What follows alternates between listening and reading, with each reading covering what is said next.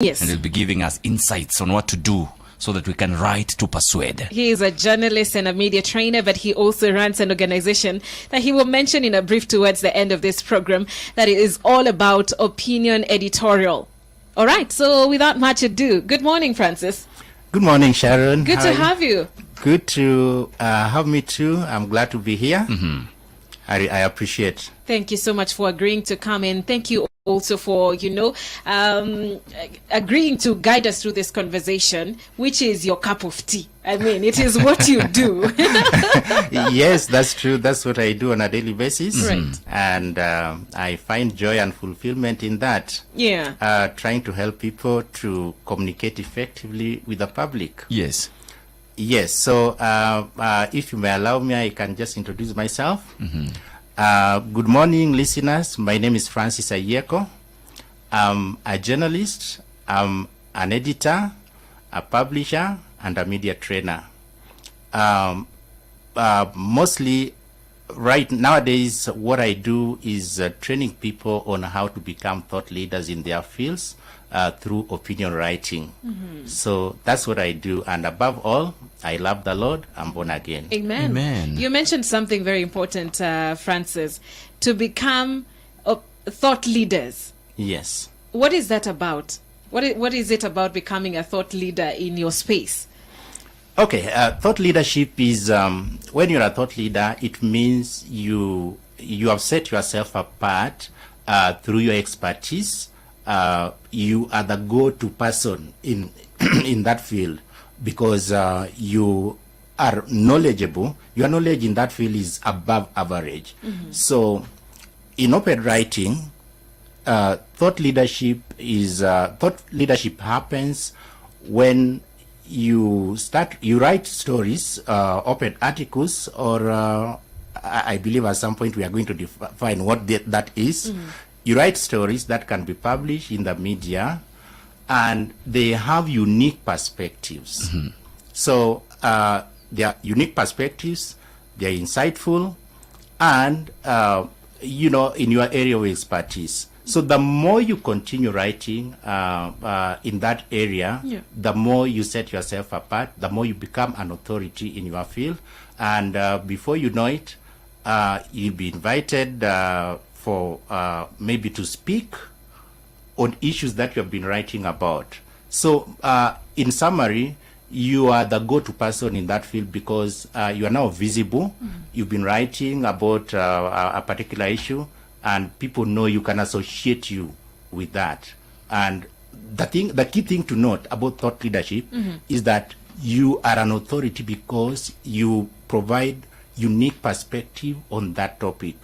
And therefore, most of the time you are insightful, and people come to you maybe for advice.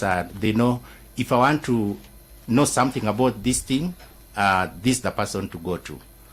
It gives you visibility. All right. and a following. Or just to make us understand, what is op-ed writing? Okay. Sharon had alluded to it.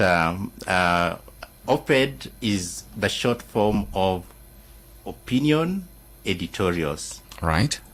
I know that might not make a lot of sense for someone who has never written, but what it means is you write an opinion article or a commentary as an outsider. Outsider here means you are not part of the publication you are writing for.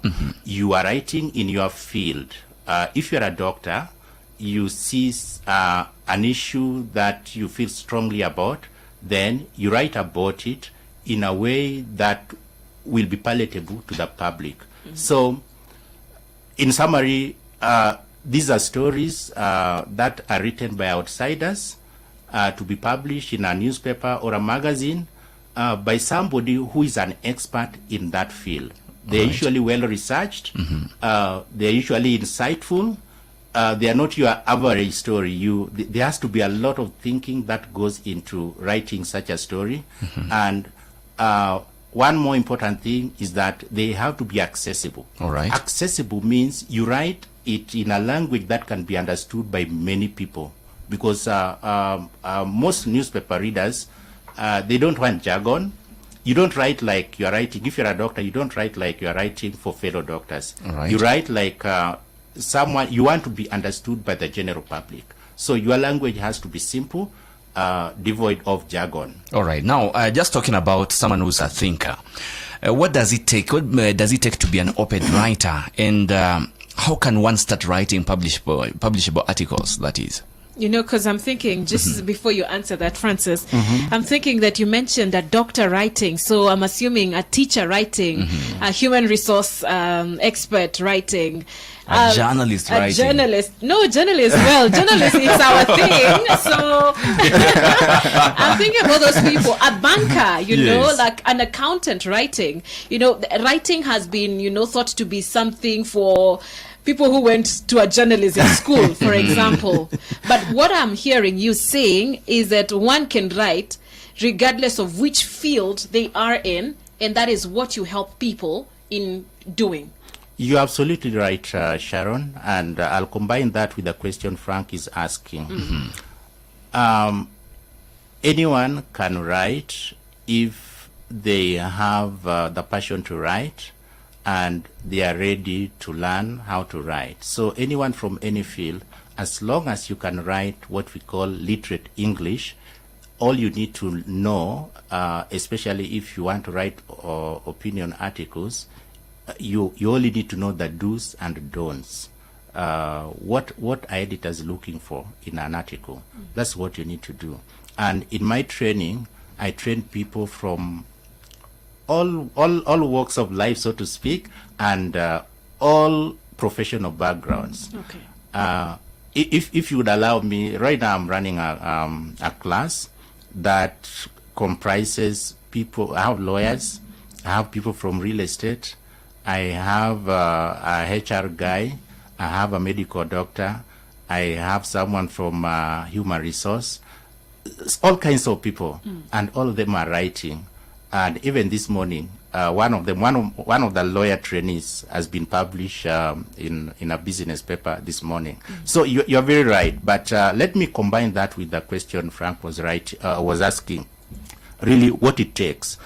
You are not a trained journalist, but you want to write. You're a pilot, for instance. You want to write articles that will make sense to the public, but first to the editor. So what does it really take? First, it takes strong writing skills. That one can be learned, it can be developed. And as I said earlier, as long as you can write literate English, you can write good stories. So you have to have that writing ability. If maybe there are some areas you have a challenge, you can always learn. Can I give you a good example with myself? My background is not journalism. Oh. I'm a trained land economist. I'm a trained real estate expert. Allah. Interesting. Okay. Yeah, but while I was in college, they normally call it the writing bug. It beat me. And I was like, oh, I love this thing. I can write. Actually, I started my writing career by writing for Taifa Leo. I was writing in Kiswahili. So that's how I started. I started doing it while I was in college. So when I was done with the real estate course, I was like, hey, what do you really want to do with the rest of your life? And I started job searching. I wanted to be a valuer, I wanted to be an estate agent, a property manager and all that. But then I was doing it half-heartedly. Then one day I had to sit down with myself and ask myself, exactly what do you want to do with the rest of your life? I said, I want to write. Then I forgot about job searching for the valuation job and all that, and I started writing. That's how I started writing my writing career. Then I continued learning. So you